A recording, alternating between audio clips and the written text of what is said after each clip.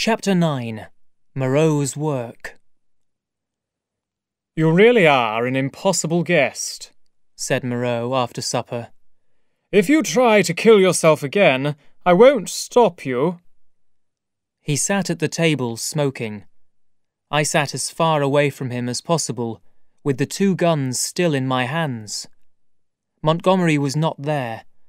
I did not feel comfortable yet with both of them in this small room with me.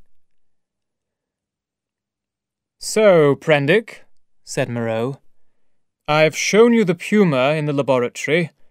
Do you agree that it's a puma, not a man?" "Yes, it's a puma, but you've done terrible things to it. I hope I never see an animal hurt like that again. You—" "Stop, Prendick. Stop. Montgomery spoke like that when he was first here. It's really very boring. Right, you agree that it's the puma. Now be quiet so I can give you a lesson in biology. It's surprising that no one has done my kind of work before. Doctors have been able to change people's bodies and faces for many years, of course. They can rebuild a destroyed nose with skin from above the eyes. They can take teeth from one person and use them in the mouth of another. And they can even use bits of an animal's body to mend the body of a man. But until now, no one has tried to change one type of animal into another type of animal. The people on this island were built in my laboratory. Their animal bodies were cut and pushed into new shapes. But the changes to the body were only the start. I shaped their minds, too. I changed their blood.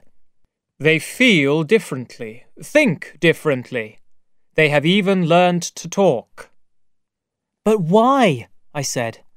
"Why do you turn them into people, not into sheep or horses or—" It seemed a dangerous idea to choose the shape of man. Some things should be the business of religion, not science.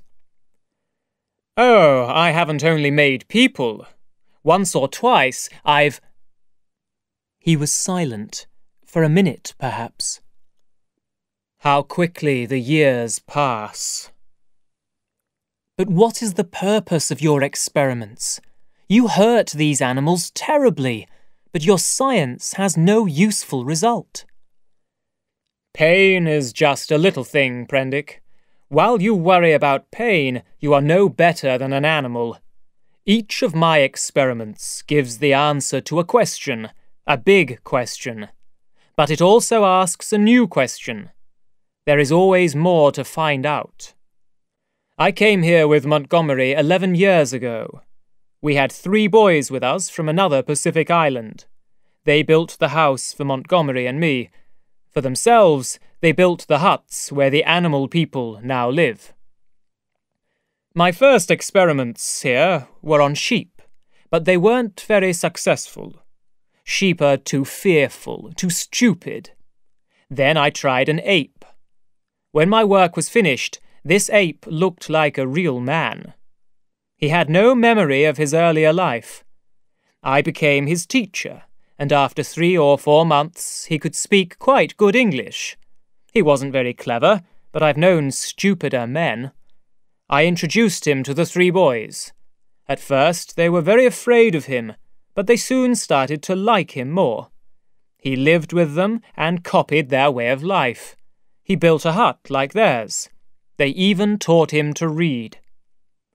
I was very pleased with my first ape man. I planned to write a description of the experiment for a science magazine. But one day I visited him, and he was making ape noises from the top of a tree. And he was never quite the same after that. The animal in him grew stronger and stronger. I decided to make a more successful animal person before I told the scientific world about my work. For the last 10 years, I have made more and more successful animal people. The hands and feet are difficult, and none of them can smile. But the main problem is that the animal in them has always grown back. I haven't told the world about these small successes yet, because I can do better. I will do better. This puma—" He stopped himself suddenly. "And that's the end of the story. The 3 boys are all dead now.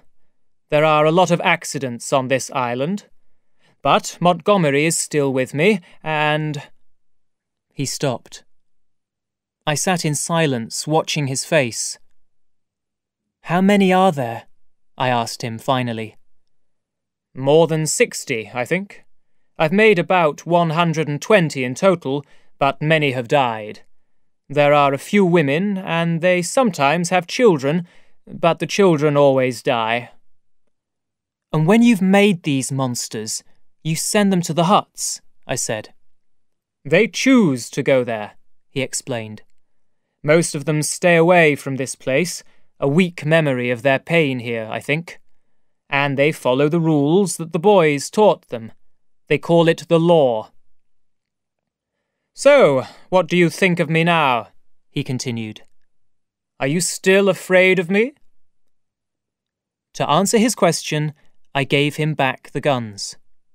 "Keep them," he said. He stood up and smiled. "I'm glad everything's clear now, but you've had 2 busy days. You should get some rest. Good night."